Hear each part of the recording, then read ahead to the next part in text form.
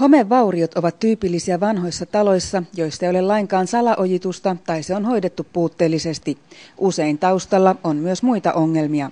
Esimerkiksi kellarin tilat, mitkä on koolattu ja puurakenteita laitettu betoniseinää vasten. Betonilattian päälle on tehty puurakenteinen lattia.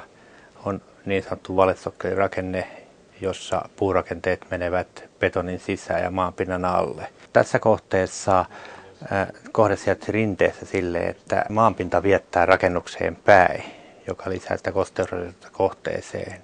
Homeesta on syytä hankkiutua eroon, sillä altistus voi johtaa vakaviinkin terveydellisiin ongelmiin. Ensimmäiseksi kosteuden pääsy rakenteisiin on estettävä. Tämä voi vaatia muun muassa salaojitusta, kattovesien johtamista pois talon seinustoilta sekä maan kaltevuuden ja täyttömateriaalien muokkaamista. Talon sisällä homehtuneet rakenteet puretaan riittävältä laajuudelta ja kertynyt jäte siivotaan huolellisesti pois. Vasta sitten on vuorossa jäljelle jääneiden kantavien rakenteiden desinfiointi, joka on ensiarvoisen tärkeää. Tällä tapetaan tämä mikrobikasvuston rihmastot ja muut, että se on terve pinta, sen jälkeen ruvetaan rakentamaan. Desinfiointi on syytä antaa ammattilaisten tehtäväksi. Alalle erikoistuneella FIServicellä on tarvittava asiantuntemus aineista, suojauksista, varoajoista, välineet ja osaaminen.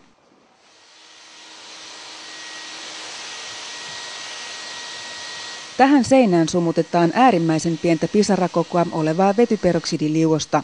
Seinä käsitellään 2 eri liuoksella, jotka tappavat homeitiöt ja sienirihmastot. Jos desinfiointia ei tehdä, homeen torjunta ei käytännössä onnistu. Rakenteiden purkamisen yhteydessä syntynyt pöly kulkeutuu helposti ilmanvaihdon mukana kaikkialle asuntoon, saastuttaen samalla ennestään puhtaita tiloja. Home tarkoittaa usein myös pahaa hajua. Tässä kohteessa asiakas halusi päästä eroon tunkkaisesta tuoksusta. FIService savuttaa tilan nopeasti erikoissavulla. Samalla haju häviää sekä ilmassa leijuvat homeitiöt ja sienirihmastot kuolevat.